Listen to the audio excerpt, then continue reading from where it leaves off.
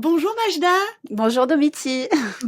et bienvenue dans ces astro-rencontres. Je suis ravie de t'y accueillir et de faire ta connaissance.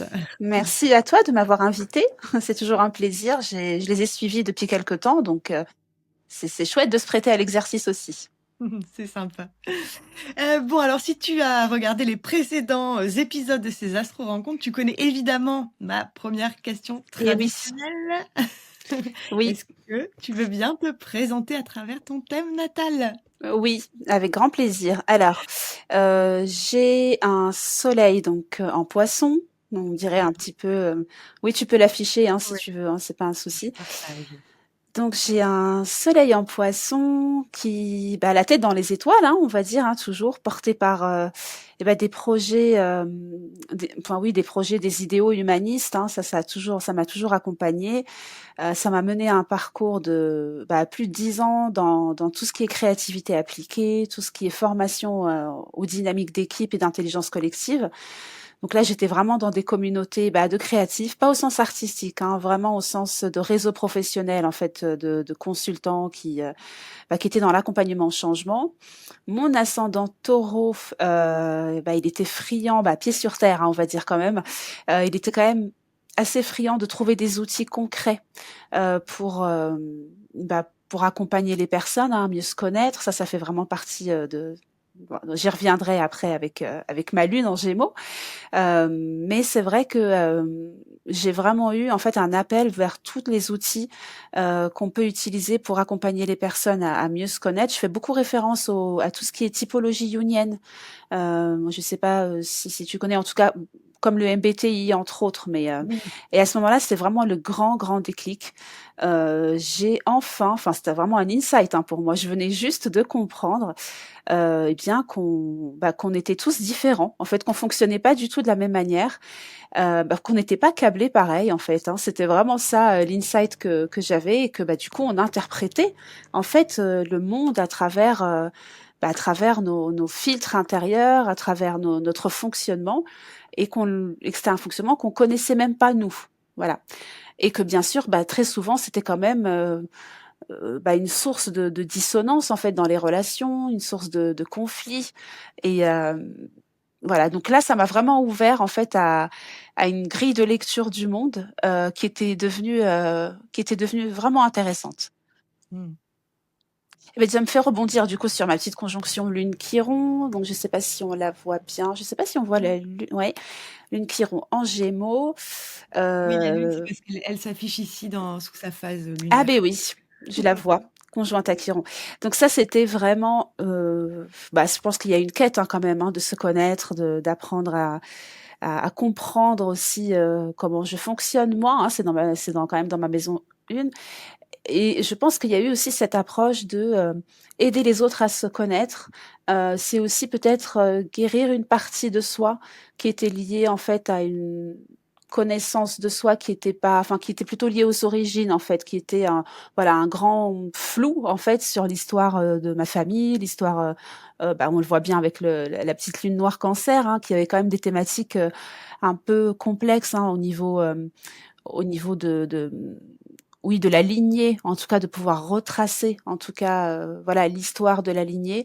Et je pense que ces deux éléments-là font quand même beaucoup écho ensemble.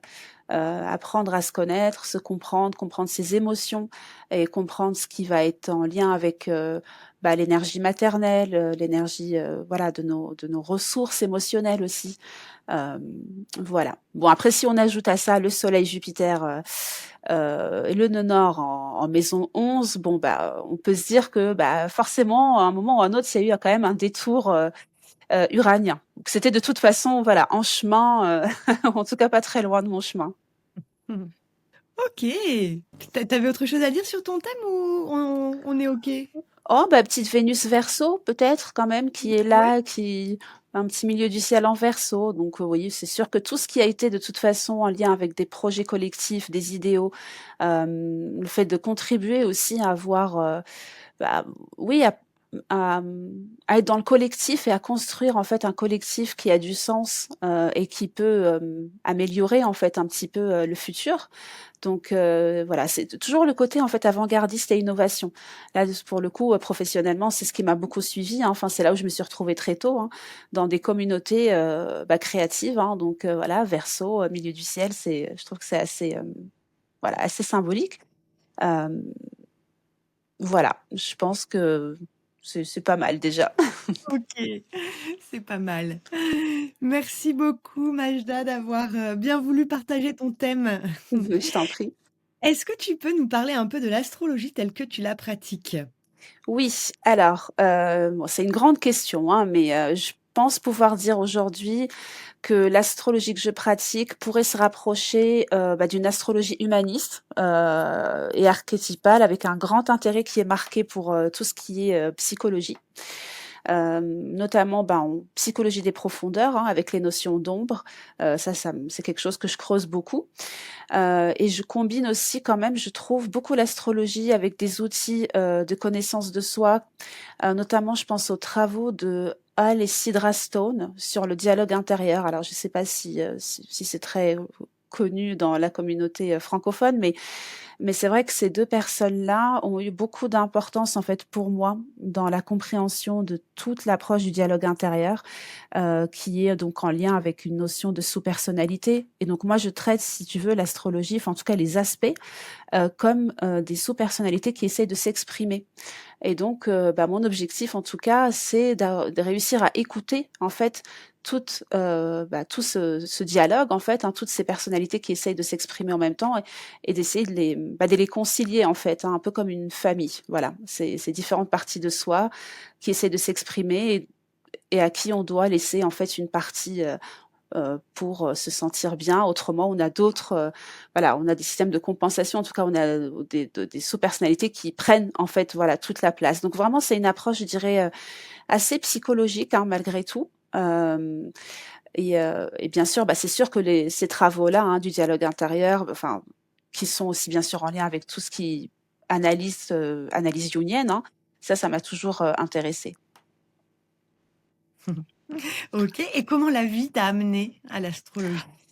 Alors, la vie m'a amenée à l'astrologie. Franchement, c'est une vraie synchronicité parce que pour le coup, j'étais pas du tout prédestinée, enfin, ça c'est un grand mot, mais j'allais me former en fait je voulais refaire un master en fait, dans l'édition jeunesse, donc les métiers du livre et hem et j'étais, vraiment, voilà, j'étais partie, j'avais mon programme, j'allais me former. Bon, je précise que c'était quand même sous un trigone d'Uranus à Uranus, enfin voilà, ça c'est juste pour la petite anecdote. Et, hem et donc voilà, un soir, je regarde vidéo d'Émilie comme ça, parce que j'ai toujours suivi en fait un petit peu les énergies astrologiques, pas tellement pour, ouais, pas peut-être pas tellement pour, vraiment être très connectée, c'était juste pour voir si je pouvais reconnaître, en fait, ce qui se passait autour de moi. Donc c'était un peu pour être, ouais, plus ou moins au diapason, de voir, un petit peu comme un jeu, en fait, c'était un côté très ludique de me dire: «Ah tiens, on dit ça en ce moment, on est sur ce cycle-là, qu'est-ce que ça veut dire?» Et donc ce soir-là, devant la vidéo d'Émilie, je sais pas, il c'était devenu évident, alors que c'était pas du tout mon programme, hein, quand même. J'avais tout mon programme pour mon master édition qui était prêt. Je venais de comprendre qu'il fallait, enfin voilà, il fallait que j'aille vers cette voie-là. Donc l'objectif, en fait, quand je me suis inscrite à cette formation, c'était vraiment pour me connaître moi-même, hein. J'avais vraiment besoin de comprendre parce que j'avais suivi différentes formations. Mon côté Gémeaux était très éparpillé, très curieux certes, mais très éparpillé. J'avais fait des formations en management de projets internationaux, en photographie, en diététique. Enfin bon, c'est vraiment des choses qui étaient voilà, des choses très variées. Et là, je me disais: «Bon, maintenant, il arrive un moment, il faut que je sois un petit peu plus sûre de mes choix. Quelles sont les orientations que j'ai envie de donner à ma vie?» Et puis, cette formation avec Émilie, en fait, elle faisait sens. Je me disais: «Tiens, je vais commencer d'abord par apprendre à me connaître et ensuite je verrai vers où je vais». Voilà. Donc c'était vraiment pour moi, quoi. C'était pas du tout à vocation professionnelle. OK, je précise que quand tu parles d'Émilie, tu parles d'Émilie Charton, Oui, Émilie Charton d'Astro Intuitif, oui, tout à fait. qu'on embrasse si elle nous Et regarde. oui, ma petite Émilie. Et à quel moment alors après cette, formation avec Émilie, tu t'es sentie prête à dire, «Tiens maintenant je suis Oui, astrologue»? Eh ben, ça peut paraître étonnant, mais en fait, j'avais jamais pensé à pratiquer professionnellement. Comme je le disais, en fait, pour moi, c'était une formation pour moi. En fait, c'était bah, un peu comme on suivrait, je sais pas, un cours de yoga ou un cours de sophro. Donc, j'avais vraiment, c'était pour moi. C'était mon petit truc à moi pour avancer dans la vie. Et mais j'étais très investie dans la formation. Vraiment, ça m'avait ouvert. Bah, j'étais voilà très, très, friande en fait d'infos. Je lisais beaucoup de livres, je suivais beaucoup de séminaires, enfin je passais en plus j'avais la chance à ce moment-là d'avoir été enfin la chance, si j'avais été quand même dans un un licenciement économique en fait, avec maintien donc du coup, bah, de mon salaire et j'avais en fait, 1 an et demi à disposition quoi donc pour me réorienter. Donc là, j'avais vraiment du temps, à consacrer quoi. Donc je lisais beaucoup de livres, enfin j'étais, voilà, j'étais tombée dans tous les séminaires de Luc Biget, donc j'étais transcendée. Vraiment, à ce moment-là, j'étais transcendée. Et, et donc, pourquoi est-ce que j'ai commencé à consulter? Enfin, comment c'est venu à moi? Ben, en fait, c'est Émilie Charton qui m'a dit un jour, bah écoute, je pense que tu es prête à consulter. Est-ce que tu serais d'accord pour que je puisse parler donc de toi? Et là, bah, comment te dire, j'étais tétanisée, hein, bien sûr, parce que ça fait partie de, moi, je me suis jamais sentie prête, mais j'étais tétanisée et en même temps excitée. Je savais bien qu'il y avait quelque chose qui devait se passer à ce moment-là, mais j'avais vraiment, vraiment peur, en fait. Je me disais, mais je sais pas comment faire. Est-ce que je suis prête? Enfin voilà. Donc, et ça a commencé à ce moment-là, petit à petit, j'ai commencé à consulter, à recevoir 1 personne, 2 et puis ça a commencé à être plus fluide, même si on a toujours des doutes, hein. Moi, je pense qu'on a toujours des doutes et c'est un peu un garde-fou quelque part, hein, de se dire, voilà, pour notre pratique, est-ce qu'on est toujours, juste? Est-ce qu'on est toujours, hem, à la page de ce qu'on découvre? Est-ce que donc voilà, moi je pense que pour être prêt, ben, on n'est jamais complètement prêt, mais on une fois qu'on est dedans, ben, on a toujours aussi une veille pour s'améliorer, heu, voilà. OK. Et en parlant de consultation, est-ce que tu aurais une anecdote de consultation à nous Oui, alors oui, il peut enfin, une parmi tant d'autres, hein, pas forcément une anecdote, extraordinaire, mais il y avait une personne que j'essayais d'avoir en consultation. C'était, je me souviendrai plus de quand est-ce que c'était, mais Hem, j'essayais en fait, on avait du mal à se caler en fait au niveau des dates avec cette personne. Il y avait toujours des imprévus. En fait, c'était très compliqué quoi. Il y avait, mais vraiment des imprévus, presque je dirais improbables quoi. Moi je me souviens qu'au jour de la consultation, j'avais une coupure d'électricité, donc bon, bah, voilà, pas forcément top pour la visio, plus d'internet. Une autre fois, il y avait eu des histoires qu'est-ce que c'était? C'était des orages en fait qui avaient aussi, bah, fait griller ma box en fait, donc je ne pouvais plus encore une fois me connecter à internet et bon, bah, là, ça s'est un peu on a laissé un peu passer le temps. On s'est dit: «Bon, bah, c'était un peu compliqué de se caler tout de suite» et hem et très drôle, en tout cas moi ça m'a fait sourire, c'est qu'un jour elle m'appelle, donc cette personne et elle me dit, «Bah là je suis disponible, est-ce que pour vous, ce serait OK d'avoir une consultation là?» Et puis il se trouve qu'à ce moment-là, bah, j'étais disponible et on a fait la consultation comme ça. Donc vraiment à la suite de et j'avais pas encore monté son thème, donc là c'est là où ça va être un petit peu surprenant ou pas, mais en tout cas en montant son thème, j'avais découvert qu'on avait un bel Uranus à l'ascendant et voilà, pour moi, c'était un petit peu un clin d'œil du calage quoi, du côté uranien qui s'infiltre un petit peu comme ça et finalement, bah, c'est vrai que la consultation a pu se faire parce qu'on l'a pas prévu. Donc voilà, c'est une petite anecdote, hein, parmi tant d'autres, mais ça m'avait fait sourire à l'époque. Je comprends. Est-ce qu'il y aurait un livre, Majda, qui t'aurait particulièrement marqué pendant ton parcours, pendant cette année-là où tu as lu, beaucoup, beaucoup? C'est dur de dire un seul, en fait, c'est toujours un peu un choix cornélien, mais je pense que ce serait plutôt les séminaires d'astrologie, psychologique de Liz Green et Howard Sasportas, ça c'est vraiment pour moi des pépites. Ça a mis, ouais, tous, hein, je crois que ce soit, développement de la personnalité ou les luminaires ou dynamique de l'inconscient.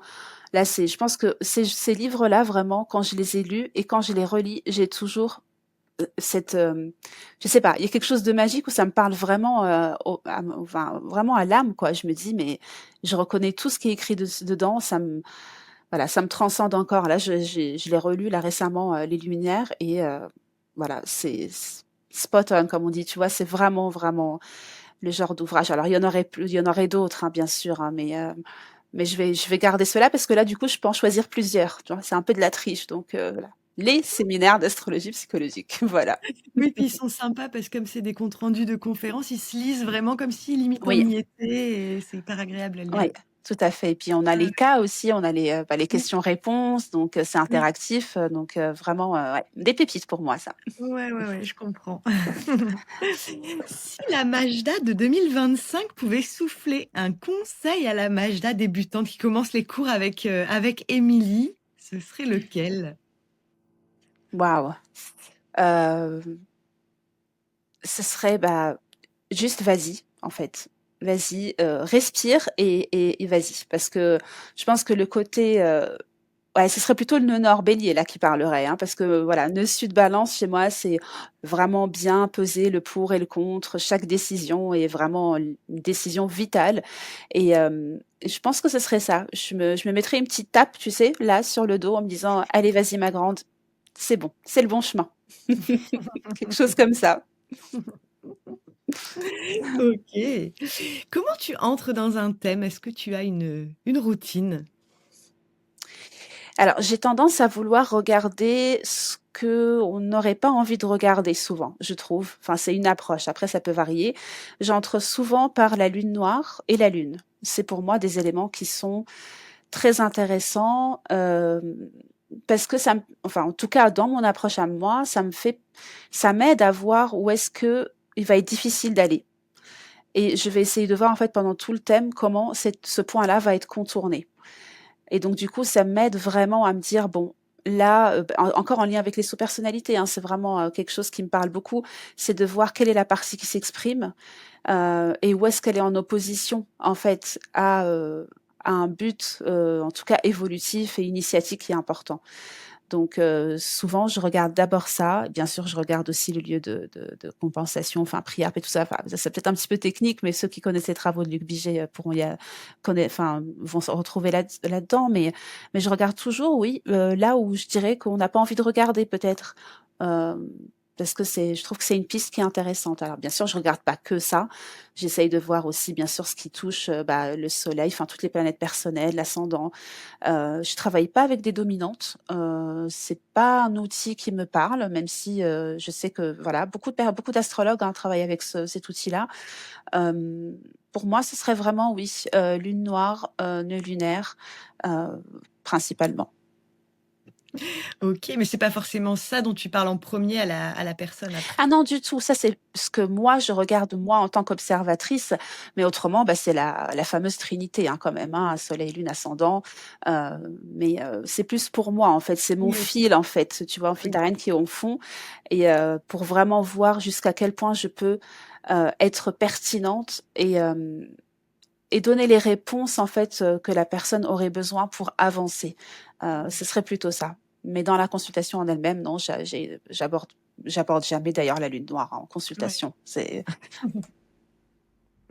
pas vraiment le lieu, pour ça. Ça, c'est un travail, Ouais. je pense, intérieur qui se fait, peut-être Mmh. après la consultation pour la personne, ou Mmh. pas. OK. Majda, si tu pouvais recevoir ce soir, chez toi, le temps, bah, d'une soirée, n'importe quel astrologue, qu'il soit, encore vivant ou décédé, qui inviterais-tu? Alors je pense que ce serait, Jeffrey Wolf Green, Astrologie évolutionniste. Oh là là, ça c'était une pépite pour moi d'avoir découvert ses travaux. C'était, ouais, je pense que ce serait lui. Ce serait vraiment, Evolutionary Astrology et parler avec lui de son livre sur Pluton. Voilà. Je pense que ce serait une soirée peut-être un peu plutonienne, mais ma foi, ce serait intéressant. Heu OK. Je vois, je crois que je l'ai en anglais d'ailleurs ce bouquin-là. Oui, oui, il y avait une traduction qui a été faite en français, je pense, mais pas très pertinente, il me semble. Enfin, je suis pas très sûre, hein, faudrait que je revoie, mais c'est vrai que la traduction de ces livres-là, ce serait Mmh. vraiment chouette pour les personnes, en tout cas, non anglophones. Ouais. Et j'avoue que je ne l'ai pas lu. Ça me donne Et envie de le il est lire. pas si simple, hein, dès qu'on Ouais, arrive sur le North Node, South Node, ça commence à être un petit peu ouais, ça ouais. c'est un peu technique, mais ces conférences, enfin, il y a beaucoup de ces conférences à enregistrer, hein, qu'on peut voir Oui. encore, hein, sur, YouTube notamment. Et je trouve que l'approche est vraiment, vraiment très intéressante. OK. Bon, bah, merci du conseil, Mais je Majda. t'en prie. Est-ce que maintenant tu peux nous dire un petit mot sur le module, JDAF de découverte et approfondissement de l'astrologie que tu vas animer à partir d'octobre, en binôme avec donc Valérie Mordelet Oui. sur la Lune? Tout à fait. Alors, on a une actualité, donc FDAF, Valérie et moi, donc on s'est penché, on a voulu en tout cas creuser tout ce qui était en lien avec eh bien la Lune. C'est un voyage, on va dire, autour de toutes les phases de la Lune. Donc, la Lune, c'est quand même la base, hein, pour moi, en tout cas, en astrologie, voilà. Et c'est vrai que on a vraiment voulu faire un tour d'horizon et aider en fait les personnes qui ont envie de travailler avec la Lune ou de mieux comprendre en fait l'impact ou juste la résonance en fait des rythmes lunaires dans notre vie, mais aussi dans toutes nos perceptions en fait, hein, émotionnelles, intuitives, oniriques. Voilà, on avait vraiment envie d'ouvrir en fait un champ, enfin de laisser une place en fait privilégiée à la Lune pour ouvrir en tout cas ce module.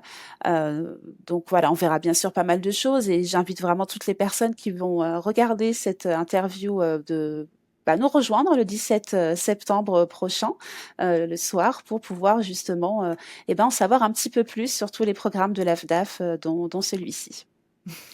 Du coup, merci Majda, tu me mets la pression pour qu'elle soit en ligne avant le 17 septembre. Excuse-moi, mais même si vous la voyez après, sachez que les modules de l'AFDAF sont d'actualité et qui démarrent, quelle que soit la date. Vous êtes toujours les bienvenus pour vous inscrire. Merci pour cette précision. Je t'en prie. Donc ce module donc commencera le 7 octobre. Il a lieu donc le mardi, comme on le voit donc tous les mardis soirs de 20h à 22h et il se terminera donc il dure jusqu'en février 2026 et il coûte au total donc 500 €. C'est bien ça. C'est ça.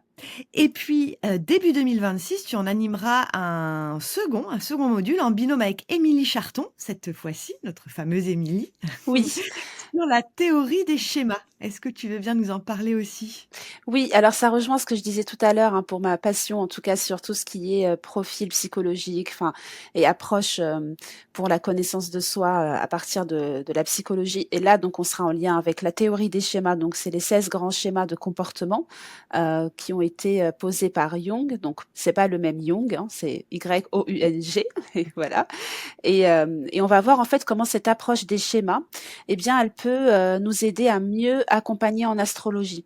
Donc ça c'est vraiment en fait un lien qu'on essaye de faire pour qu'on puisse comprendre en fait par rapport aux aspects qu'on a dans le thème natal, quel type de schémas peuvent ressortir en fait et comment on peut les identifier, comment on peut les accompagner pour mieux accompagner les personnes dans leur vie. Mmh. OK et donc celui-là, il commencera donc le 12 janvier C'est ça. 2026 sur, 6 sessions, donc le lundi de 20h à 22h et celui-là, il coûte 300 €. C'est bien ça. Merci beaucoup Majda pour ces quelques mots sur les modules. Si tu pouvais, poser ici une question à l'astrologue que je vais interviewer après toi, ce serait laquelle? Alors, ce sera une question un petit peu intéressée, mais en lien avec le projet de recherche de Stella Mondi, hein, qu'on porte avec Bernard, Émilie et Philippe. Je demanderais, eh bien, quelles seraient 2 anecdotes qu'ils pourraient nous partager sur un transit de Vénus à Uranus, qui soit vécu par eux-mêmes ou par quelqu'un de leur entourage. Voilà. Et comme je leur dis, c'est un petit clin d'œil à un projet de recherche. Voilà. OK et donc tu en demandes 2. Oui, idéalement. Après, on est toujours preneur de plus, hein, mais une, ce sera bien aussi. OK, ça va. Bon, bah, très bien, écoute, c'est noté et ce sera posé. Eh Merci. bien, écoute, maintenant je vais, donc te partager la question que l'astrologue précédente a laissée. Est-ce que tu es prête? Tu es bien installée? Je suis bien installée. OK, alors je vais te partager mon écran. Donc il s'agit de Pauline Valerio, je ne sais pas si tu as regardé son astro rencontre, je l'ai publié il y a quelques jours. Pas encore, je pense, ouais. C'est pas facile de déposer une question pour la personne qui arrive après nous. Hem, Moi, je serais peut-être curieuse de savoir quelle est la configuration du thème de naissance donc du prochain ou de la prochaine qui lui a permis de bien cheminer. Enfin, de bien cheminer, je le dirais peut-être pas comme ça. Je dirais qu'il lui a permis de comprendre et de trouver des clés pour pouvoir justement avancer. Alors, bah, merci Pauline pour cette question. Je pense que j'ai peut-être, un petit peu déjà répondu. Je pense que pour moi, ça se joue vraiment sur, la lune qui roule en maison 1. Je trouve que pour moi, là-dedans, il y a vraiment une quête de compréhension et de cheminement vers, bah, vers ses besoins, vers se comprendre, vers, c'est vrai que c'est des thématiques qui sont pour moi assez, assez importantes.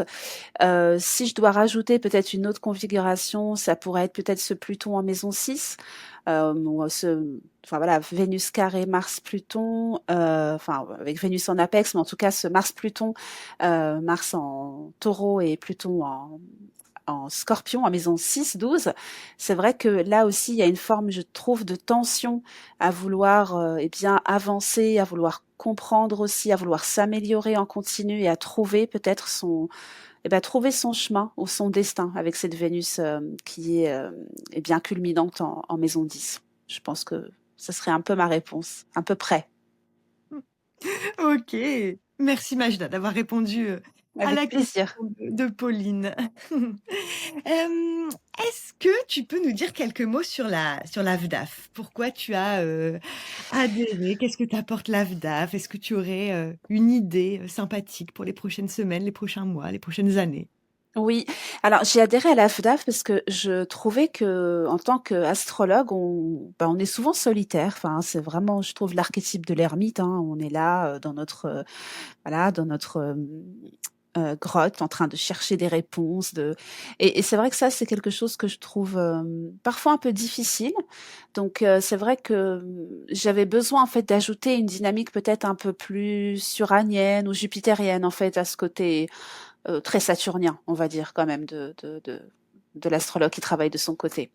Qu'est-ce que m'apporte l'AFDAF? Bah, des belles rencontres, ça c'est sûr et certain. C'est vraiment, je pense, à travers toutes les vidéos, toutes les formats en fait que propose l'AFDAF, eh bien il y a toujours la possibilité de rencontrer un nouvel astrologue en fait, ou une nouvelle pratique en fait, en tout cas ou peut-être même une nouvelle école hein, d'astrologie qu'on connaîtrait pas. Et c'est vrai que je trouve que ça donne une ouverture en fait vers les autres et beaucoup de tolérance parce que parfois c'est pas toujours évident. On est dans nos voilà, on est dans nos principes qu'on a appliqués depuis des années et puis on est bien en zone de confort dedans et puis bah parfois aller se frotter à d'autres manières de penser, c'est pas toujours facile, mais c'est très enrichissant et évolutif surtout, je trouve. Et une O idée folle pour la FDAF. Une idée fo ah oui, alors oui, ça peut être intéressant. C'était, soit de rééditer des anciens ouvrages perdus de l'astrologie Ah! ou de nous traduire des ouvrages, d'astrologie hellénistique. Je pense notamment à celui de Chris Brennan sur Vetus Valens ou d'Emetra George, puisque je pense que c'est des bonnes pépites. Mais voilà, pour les personnes qui parlent pas, enfin qui sont pas anglophones, je trouve que c'est toujours un peu dommage de pas pouvoir avoir cette diffusion du savoir. Voilà. Bah, c'est une idée parmi tant d'autres. Hein. On pourrait en trouver plein d'autres, mais un grand merci déjà à la communauté de la FDAF, voilà, d'être là et puis de nous permettre d'être en lien autour de cette passion qu'est l'astrologie. OK. Merci Majda pour ces idées. Et beh, écoute, on arrive déjà à la fin de cette astro rencontre. Pour ceux qui ont envie de te contacter, donc rendez-vous sur, ton site lunescence.com et puis, ben, on te retrouve en octobre pour ton premier module Tout à fait, avec Valérie Mordelet, avec et grand plaisir, oui. à bientôt Majda. Merci Domiti, à très bientôt.